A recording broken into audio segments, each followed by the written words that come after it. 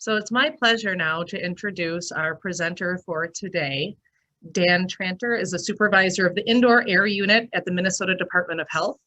He has been with the Indoor Air Unit since 2001 and has a Master of Public Health degree from the University of Minnesota.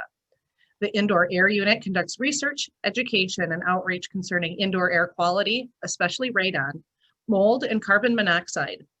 Unit staff also regulate smoking in public places, air quality in enclosed sports arenas, and radon professional licensure. Welcome, Dan. The floor is yours. Thank you. Thank you so much for inviting me. And I enjoy doing public speaking. I haven't been able to do it in about 8-9 months now. So this is definitely a nice change for me. And I'm going to share my screen. Hopefully you can see it.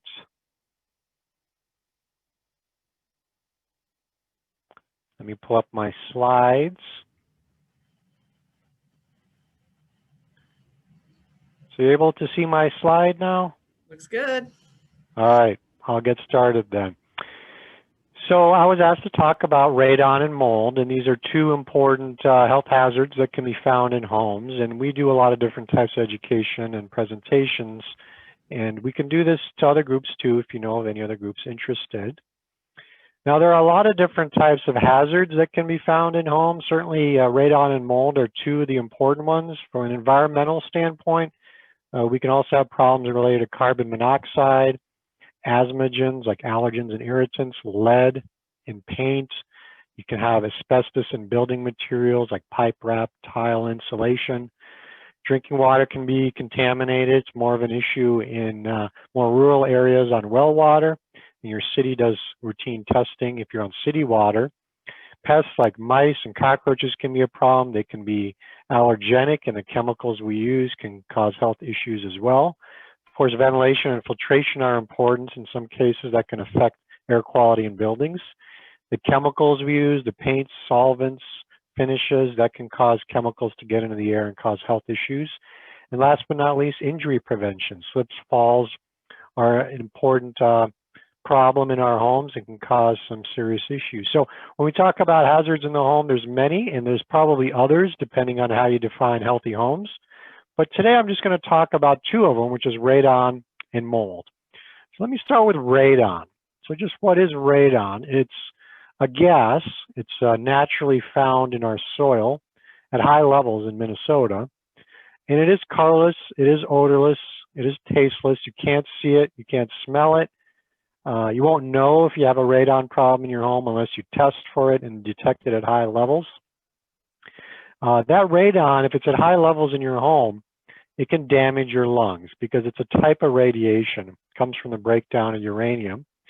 And that damage to the lungs can be repaired by our bodies, but in some cases it's not adequately repaired. That can lead to mutations, which can lead to tumors and lung cancer. And so radon has been shown through many years of research to be the second leading cause of lung cancer and the leading cause of lung cancer in non-smokers. Now, radon is all around us. It's ubiquitous. It's naturally found in our soil. And the major way we get exposed is by the soil gases entering into our homes and then building up to high levels.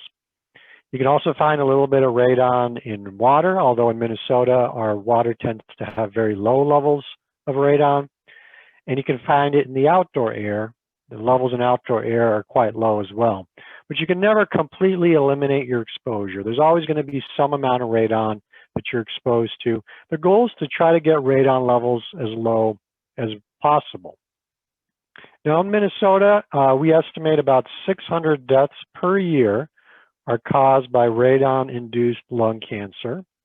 Nationally, the estimate is about 21,000. And these are statistics according to the U.S. Environmental Protection Agency. 600 may seem small, but proportionate to our population on a per capita basis, we do estimate higher lung cancer deaths due to radon compared to most other states. Here's a map of our state, and you can see different shadings from a pinkish to a dark kind of orange brown. And the action level for radon is 4. So The units are in picocuries per liter. That's the amount of radiation detected from radon in air. We can test the air in our homes and other buildings, and there's been a couple 100,000 tests done between 2010 and 2018 statewide. So based on that large body of data, we've constructed maps, which you can see on our website, of the radon levels around our state. And you can see in eastern to north central, northeast Minnesota, the levels are relatively lower at about 18 to 35% of homes testing high, compared to southern and western Minnesota, where the rates are 35 to as high as 80% of properties in a county testing high. In the West Metro and Hennepin County, where you're mostly situated, it's probably about 30 to 40% elevated. So there's a good chance that you have high radon in your homes in Hennepin County. And the radon enters our homes because our foundation is not airtight. About 2 to 20% of the air in your home actually comes from the soil.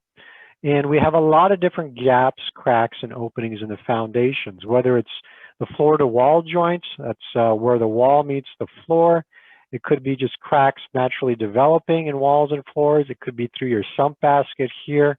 If you don't have an airtight seal, it could be coming in through the crawl space and other spots as well. So there's all kinds of openings and gaps where air can come in and bring radon with it.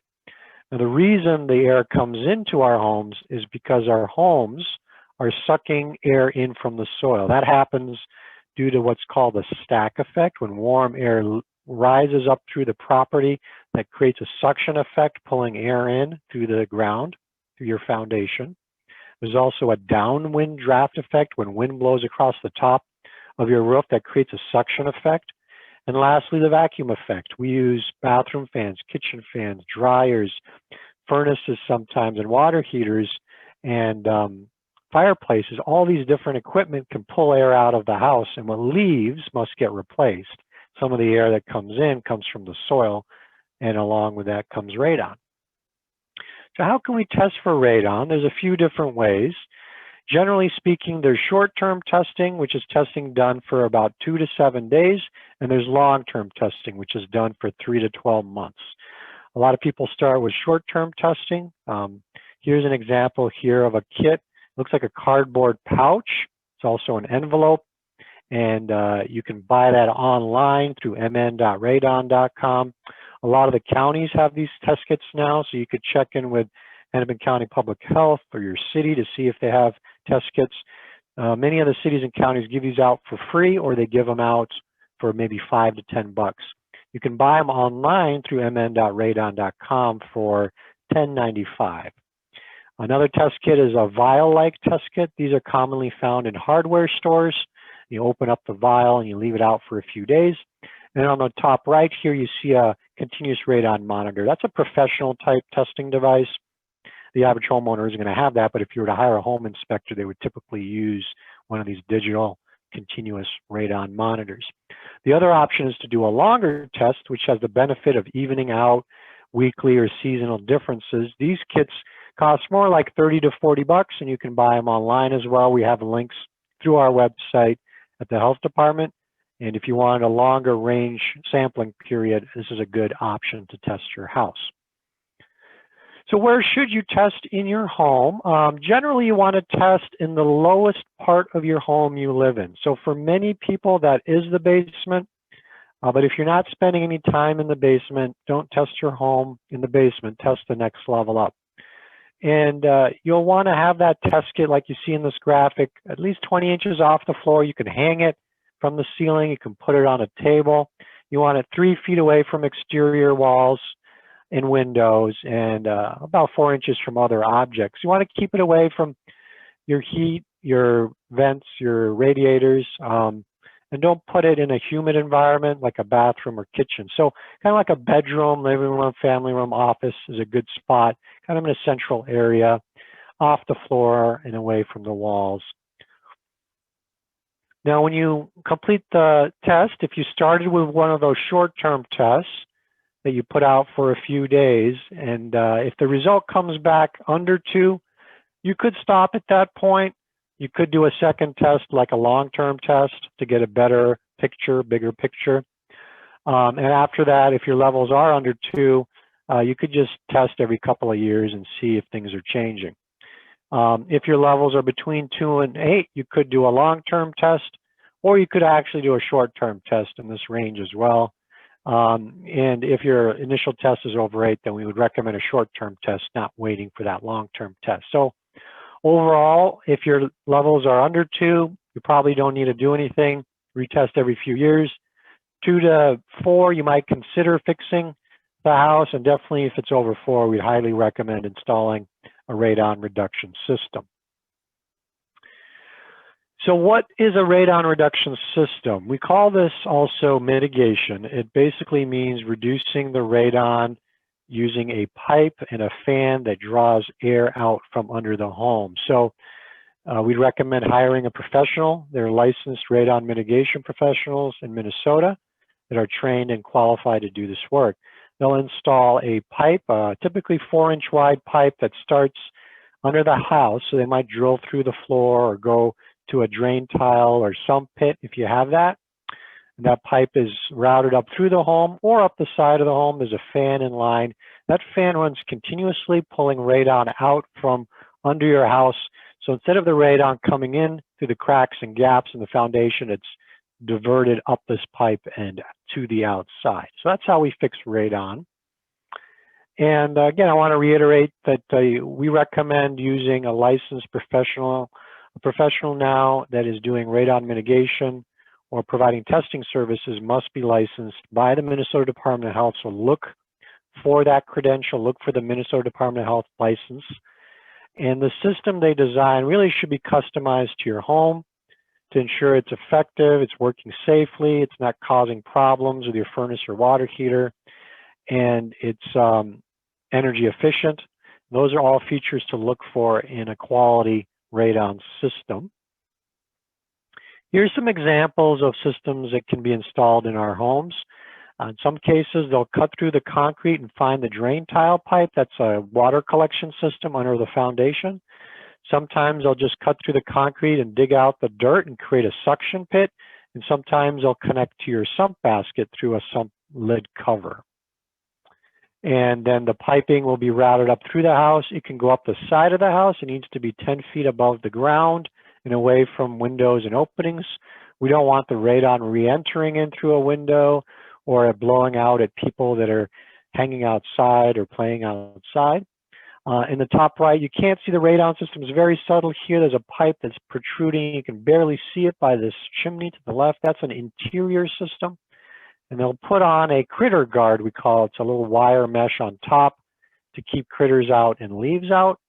Note that they don't cap the pipe because that can cause freeze up when our winter gets very cold on certain days.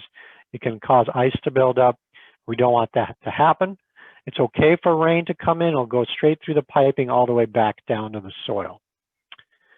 Now, it is very important that the fan be installed outside and it be installed by a licensed electrician so that it's done properly and safely.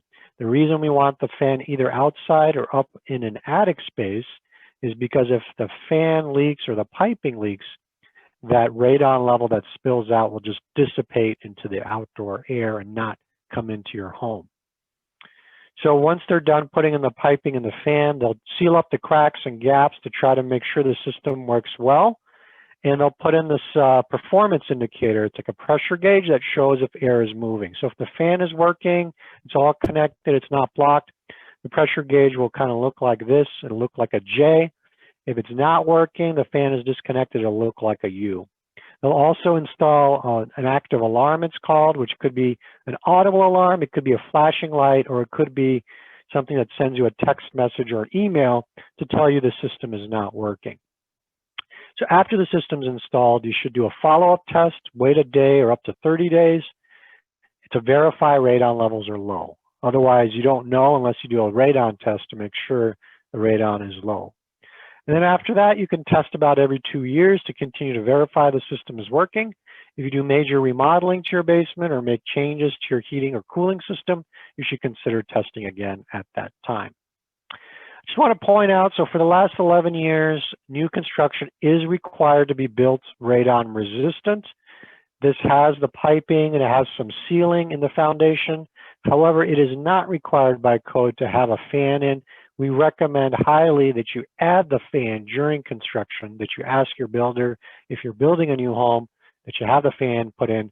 If you have a newer home in the last 11 years, then I would recommend having a test done to see if the levels are low. Even if they have the passive system, it may not be under 4 picocuries in your home, and then they can add the fan if it's not low. Another important law is a disclosure and notification. So when you're buying a home, the seller needs to notify you about radon. They need to provide you information. That's to help protect the home buyer. The home buyer can request to have a test done, for example, during the home inspection, and we recommend that you have a radon test done during the home inspection. And this has caused a lot of testing to occur, a lot of radon mitigation systems to be installed. So just to sum up again, radon is a common problem in Minnesota. About 40% of our homes in Minnesota have elevated radon. It is a second leading cause of lung cancer. We recommend you test your home. You can either do it yourself with a do-it-yourself test kit available through the counties or online, or you can hire a professional to do a test, for example, during a home inspection. The action level is 4.0, so we recommend fixing your home if it's over 4.0. You might still consider fixing your home if it's between 2 and 4, because a lot of contractors can get levels down to below 2. And our website has a list of licensed professionals who do testing and who do mitigation. So I think what I'll do is I'll jump right into mold and moisture, if it's okay with you, and then I'll open it up to questions at the end. So another topic I wanted to touch on today is mold and moisture. This is another indoor air hazard, and it's quite different than radon. It's a naturally occurring organism that grows when things get wet. So mold is a big part of our natural environment. We have mold growing outside all the time when it's above freezing on dead leaves and plants. And when those molds release spores into the air, which they do most of the year, those spores can enter our homes. And if there's a wet spot in our home, it can start to grow. So once it starts to grow, it can become a real problem in terms of odors. It can be unsightly when you have stains and splotch marks on walls, and it does eventually start to decay and degrade the building, which can lead to very expensive repairs, and it could cause health effects in some people. So here's a picture, a microscopic picture of mold, and you can see these kind of fluffy tufts that kind of look like dandelions, and those tiny little dots on the tufts there are the spores, and those spores are like tiny microscopic seeds, and they get into the air, they can float around and land on surfaces and start to grow. You won't really be able to see these spores, and they are tiny particles, so we can use masks and respirators to protect our nose and lungs when we're investigating or cleaning up mold. The spores are the primary cause of the health effects, so and they are how the mold spreads and grows. So for molds to grow in our homes, there need to be 4 ingredients, 4 criteria in place. So first off, you need to have spores, right? And these spores are everywhere. They're coming in through open windows, on people's shoes. So you really can't stop the spores from coming in. Normal household dust has mold spores. The second thing molds need is food. Just like us, they need organic matter to survive, and they eat plant matter. And our homes are full of organic matter. We have dust on surfaces, we have paper, we have particle board, we use wood materials throughout our homes. So we can't really get rid of this food source either. The next thing is molds need moderate temps. Most molds like to grow in the 60 to 80 degree range. And of course, we keep our homes at 60 to 80 degrees, and we're probably not going to change that. And so that brings me to the last ingredient, which is moisture. That's the one thing we can control. If we keep our homes dry, if we respond quickly to moisture problems, we can really prevent mold growth in our homes. So a couple of different types of health effects that can be caused by mold. So first off are allergic reactions.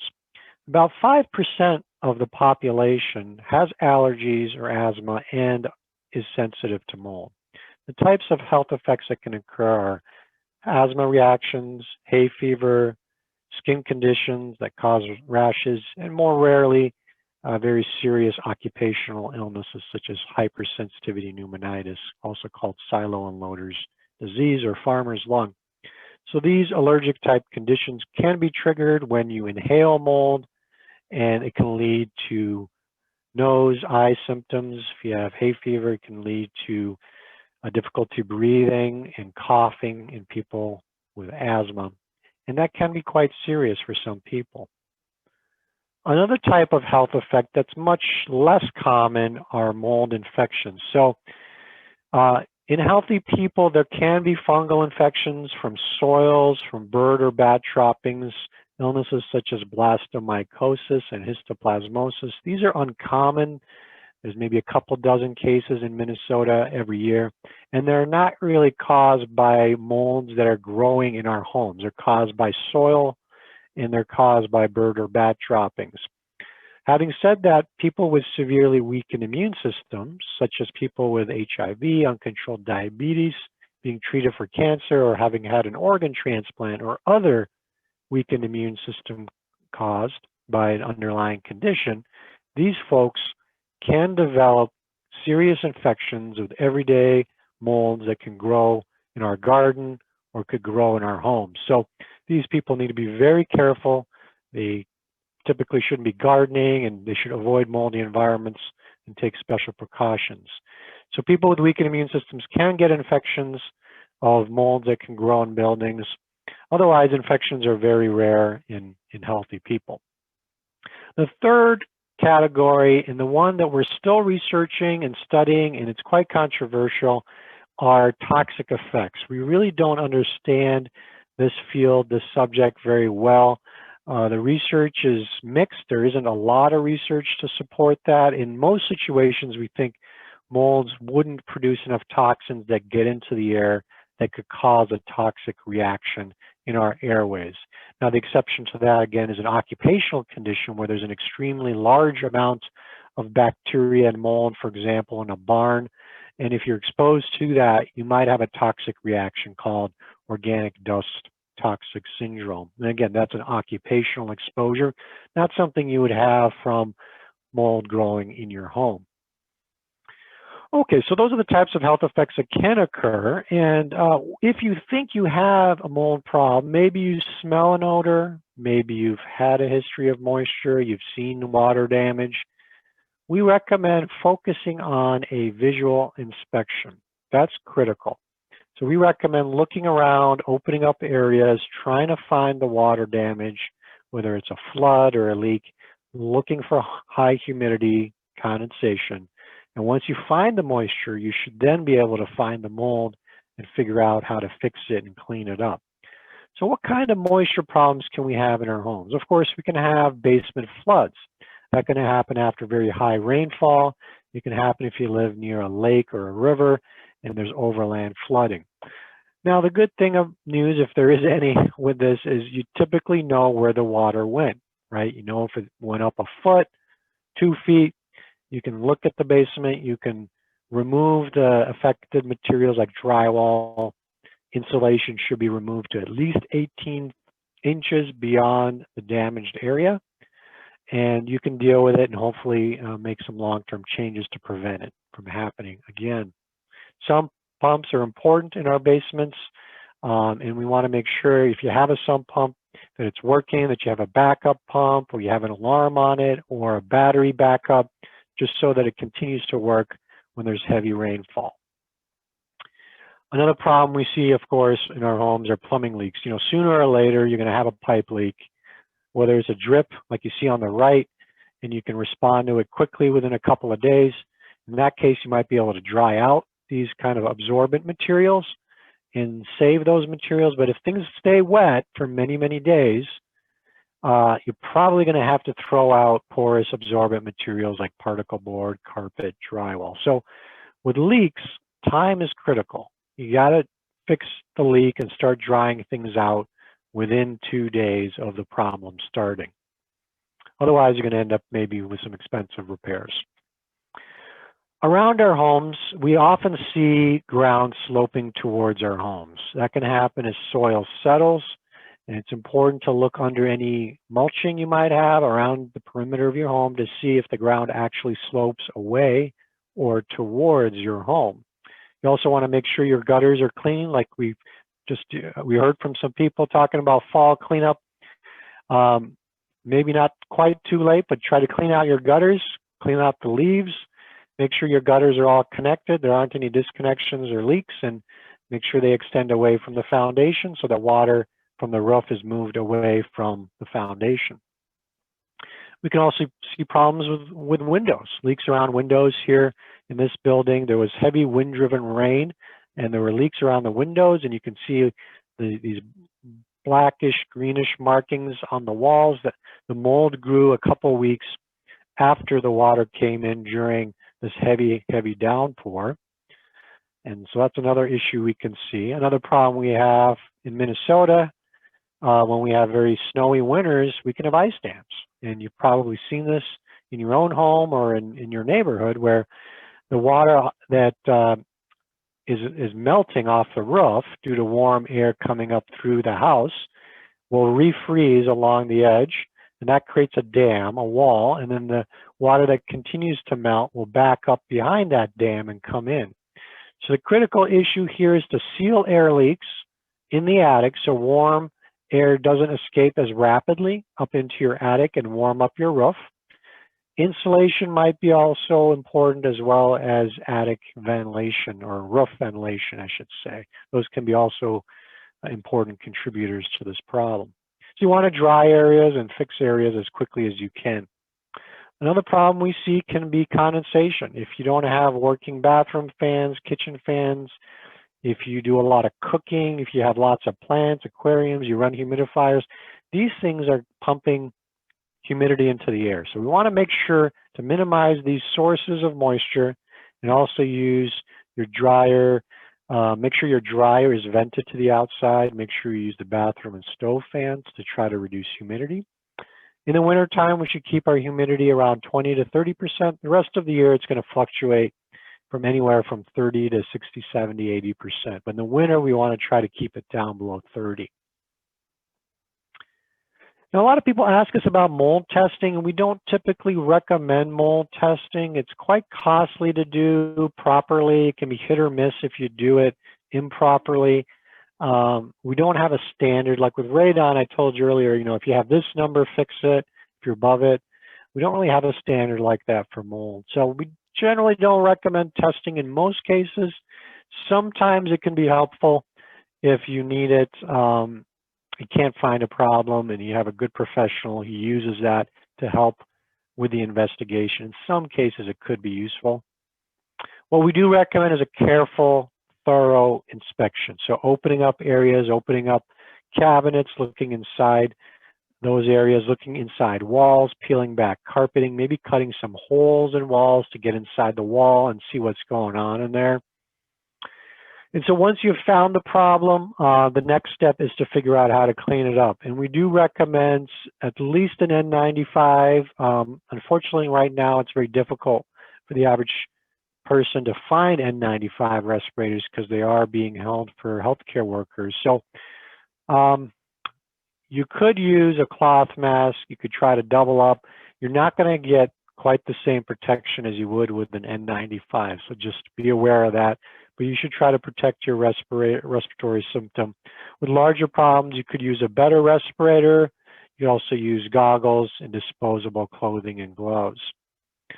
Now, when you find the mold problem, you need to evaluate the scope and see how far it went. And that means looking at what building materials are affected. If the mold is growing on something porous, absorbent, like insulation, drywall, carpet, paper, those types of items should be discarded. Hard, slick surfaces that are non-porous or semi-porous, that could be concrete, brick, solid wood, metal, glass, tile, those surfaces can be cleaned unless the material is falling apart. If it's crumbling, then you should replace it. Otherwise, you could clean that surface. Now, we typically don't recommend bleach in most cases. Certainly if there's sewage or there's overland flooding, what we call black water, you should use bleach because there could be bacteria in the water that could contaminate your building. Otherwise, if you're just dealing with a leak, like a plumbing leak, water that's clean, potable, bleach is optional in those cases. The focus, again, needs to be on removing the mold, cleaning it off hard surfaces.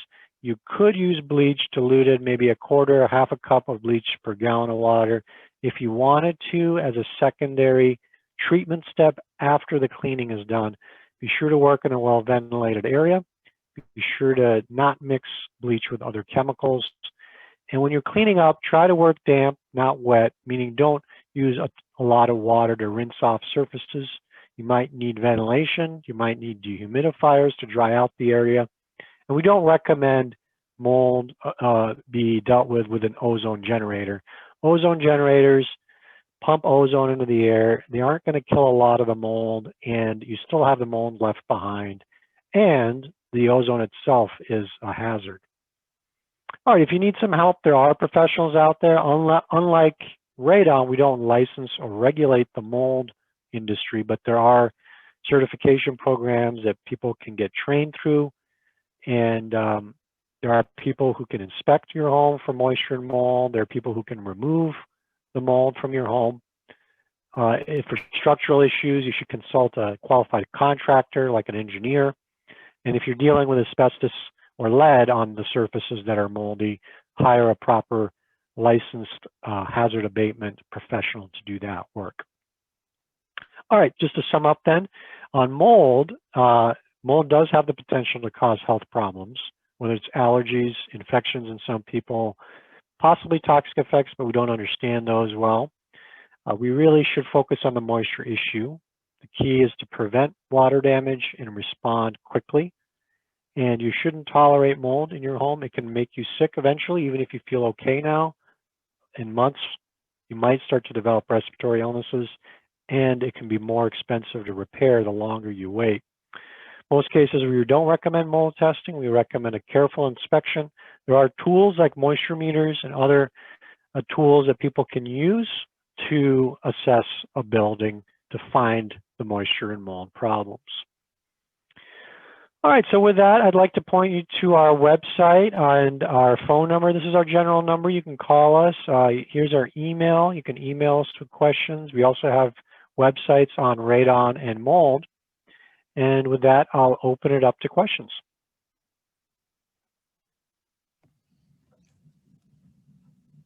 I have a question. If you have just some small spots of mold, does spraying on Lysol or something like that help? Is that adequate? So with a small amount of mold, a few spots, let's say under a square foot, I would still want to figure out why is mold developing there. Sometimes it could be like in a bathroom. You know, if it's on the tile, it's on the grout, you're routinely going to have some mold there. You can just clean it off, whether you want to use soapy water or bleach. If it's like on a ceiling in a bathroom, it could be because you're not running the bathroom fan long enough, or maybe it's not working very well. If you don't have a bathroom fan, you could crack the window. What you want to do is during showering and after showering, you want to dry that space out. Sometimes it could be you have inadequate insulation somewhere and you have a cold surface, so then you want to insulate better to raise the temperature of that surface so you don't have that issue of mold starting to develop. So again, it's all about moisture and getting back to that and figuring that out and fixing that moisture issue. Otherwise, it's just going to keep coming back. Now, if you see a few spots of mold on a surface, I would want to explore whether there could be more mold on the back side of that surface. Like with drywall, if you have a little bit on the front side, you could have a lot of mold on the back side if water is moving through that wall. So if you have the ability to maybe look inside the wall, maybe cut a small hole, you can patch that up later just to make sure that you don't have an issue inside the wall.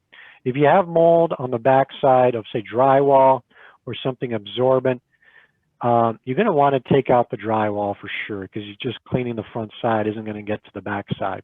Now, if you know there's no mold on the back side of drywall, you could just clean the front side off. But generally, the best practice is if mold is something unabsorbent, like drywall, you cut out the entire area of drywall and put in new drywall. On hard surfaces, though, again, like concrete, tile, glass, metal, yes, those surfaces can be cleaned. Great Hi, question. Dan. I had put a question in the chat about a radon tester that plugs into an outlet in our basement, and I was incorrect. It's a carbon monoxide tester, not a radon tester. Okay, So. I'm not looking at the chat feature. Let me check No that worries. out. It's a non-question at this point. Okay. But yeah, carbon monoxide alarms are found in homes. And by the way, I could do a presentation on that topic. That's a third topic we routinely cover if you're interested in the future. But yes, carbon monoxide alarms can be plug-in, they can be hardwired, they can be battery powered. There are actually consumer-grade digital radon monitors that people are starting to buy. They're a couple $100. They are not approved devices, so I would use them as a secondary device. I would use an approved device like the ones I showed you as your primary device to decide on this date and time, do I have an issue? And if you want a secondary device that's running continuously, you could, but I would still use the primary device, those short-term kits, and test your home periodically with that as well. Thomas? Yeah, I actually have, first of all, a comment. I have one of those right here. I did a lot of research to get the best one that I could for the money. And I am doing some testing, using the carbon testing at the same time. I worked, starting in quarantine, I started working in the basement. I became pretty concerned about making sure that the radon levels were low. We have kind of a double issue, let's say, where we had the sump going continuously when we first moved here 3 years ago, until about 3 months ago, it kind of just stopped, which was very odd because of the drought. Because we were having it sometimes once every few minutes, it was going that often in our particular part of Golden Valley. And at the same time, the radon issue, we have a radon pump that was installed, I think, in 2013 before we moved here. We're looking for, ideally, someone that could do both inspect, the sump, moisture in general. Half the basement I did a lot with killing mold and putting on a new sealant and paint and patching things up myself, but I'd like to have a professional out here. Could you speak to finding, identifying professionals that could do both, and how we would be recommended to go about that? Yeah, so like I said, the radon industry is now licensed and regulated by us. So if you're looking to install a radon mitigation system, you definitely want to hire somebody that's licensed, and those people are listed on our website. And you can type in your zip code and you'll find people starting with the ones that are closest to you.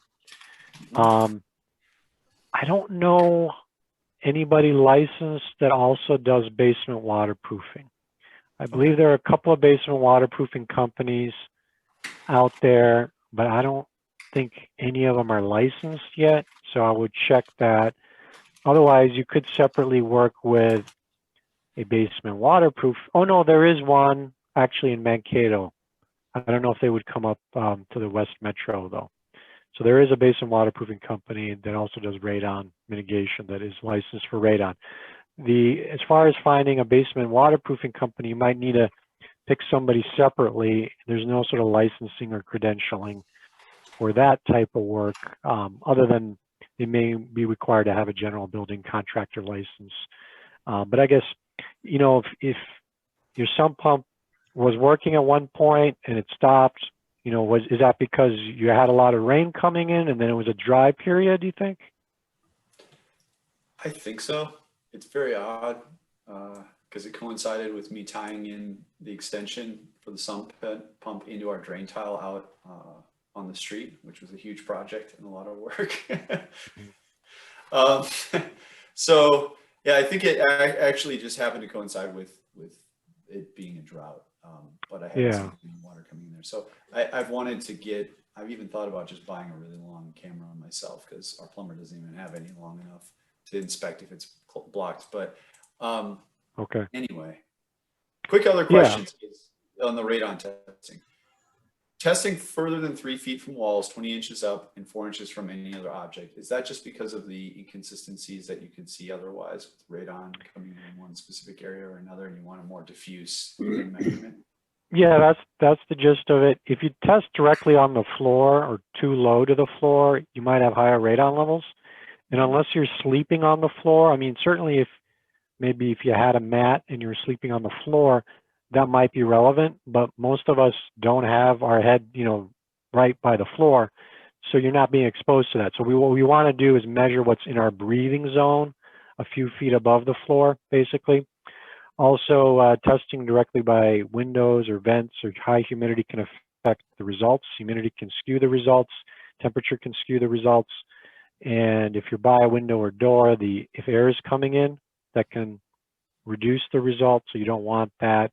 You want an area where there's good air movement. So you don't want to be right next to an object where it's kind of going to block the air circulation to the radon device.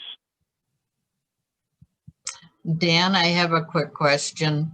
If you're going down into a basement and you smell, it smells musty, does that mean there's mold? There's some sort of organic decay. It could be mold and or bacteria. That decay could be occurring in the structure, or it could be occurring under the structure in the soil. So it's hard to know. It could be your house, it's gradually rotting, or it could be, hopefully the good news would be if it's in the soil around the house.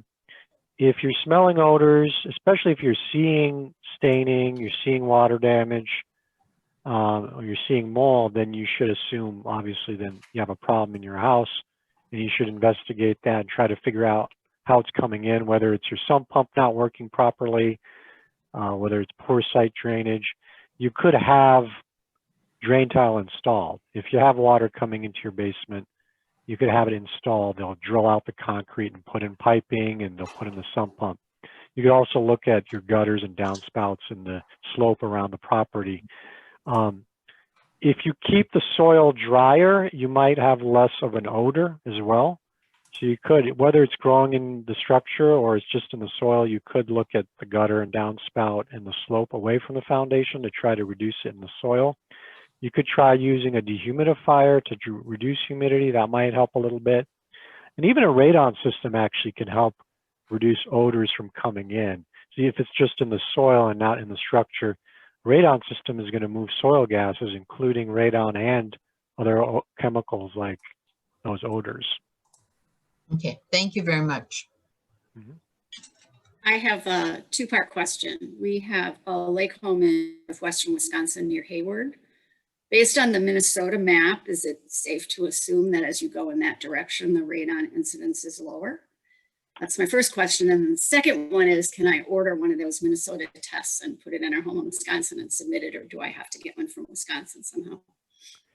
Yeah, I don't know the levels very well off the top of my head for Wisconsin. You can Google like Wisconsin radon map, and you should be able to see what the data are by county in western Wisconsin. Okay. Probably the levels are similar to central eastern Minnesota, where it's maybe 20 to 30% of homes are high. That's still a very high rate compared to the rest of the country. That's higher than most of the country. In most of the country, the average level in the country is 7% of homes are elevated nationally. So even 20 to 30% is much higher than the national average. As far as getting a test kit, you could start with your county health department. Hennepin County might have some test kits. They might give them out for free or charge like $10 or $5. You can also go online to mn.radon.com. So they sell them there for $10.95. Or you can go to the hardware store. They will cost a little bit more at the hardware store, but you can buy them there too. But it doesn't matter that I get one in Minnesota and use it in Wisconsin. I can still get it and submit it here. Yeah, when you get a test kit, you know, they won't not analyze your test kit just because you got it in one place and use it somewhere else. So if you get a test kit in Minnesota, you can take it to Wisconsin and use it and send it back to the lab. Okay, thanks. Okay, I think we have time for one more question. Betsy, I see your comment in the notes, wondering, Betsy's dog laid on the floor in the basement a lot and was diagnosed with cancer. Could radon be a cause of puppies sleeping on the basement floor? Yeah, so the only type of cancer that we have clear evidence on, sufficient evidence that we know is caused by radon, is lung cancer. So if it's a different type of cancer, I wouldn't be able to say it was caused by radon. Probably not. And with animals, we don't have as much information, even with lung cancer in animals. It's possible radon can affect dogs' lungs as they affect our lungs. But we live a lot longer than dogs, so the mechanism of the damage could be different. So it's possible lung cancer in a dog that spends a lot of time in the basement could be caused by radon, but I don't think we have as much evidence for the risk to dogs or pets. And so I couldn't say with a lot of confidence in that respect. And with cancers, it's challenging because there's a lot of factors that go into cancers. There's environmental exposures, but a lot of the cancers that happen in people and dogs has to do with genetics and diet and obesity and a whole slew of other factors. So it can be difficult to say in any one person or in any one dog if radon caused the cancer. But when we look at a population level, then we can start to make some conclusions based on studies of people exposed to high levels compared to people who are exposed to low levels. And regarding the EcoSense IO products, Radon Eye, yeah. So unfortunately, none of these consumer grade radon detectors are currently approved. We think they might be accurate initially out of the box, but we don't know how soon they lose their accuracy. Is it after a few months? Is it after a year or two? And if you don't sort of calibrate or check them periodically to see if they're accurate, you just don't know if they're going to be accurate. So if you want to have one of these consumer grade devices as a backup, that's fine. But don't just use that. Don't just rely on that. Also use an approved device like what you can get from mn.radon.com, your hardware store, or your county, and periodically test with that like every couple of years to make sure the levels are low and that you don't have an error with your consumer digital device. The devices that professionals use cost a lot more. They're more sophisticated, and they are periodically checked for accuracy and are calibrated. Great, great. Thank you so much. Wow, a lot of information packed in this. I'm glad that it is recorded. I know probably a few of us are going to want to go back and re-listen to some of that information. Very much appreciate your time, Dan. And I think hearing about carbon monoxide would be a great idea. All of these things you can't see and smell but are harmful, important for us to know about. Yeah. So as we wrap up today's meeting, we're going to recite the 4-way test of the things that we think, say, and do as Rotarians. First, is it the truth? Second, is it fair to all concerned? Third, will it build goodwill and better friendships? Fourth, will it be beneficial to all concerned? And that wraps up today's Golden Valley Rotary virtual meeting. Thank you everybody for coming. Thank you again, Dan, for your time. Hope everybody has a great day and stay safe and warm and healthy with the snow. Thank you. Thanks.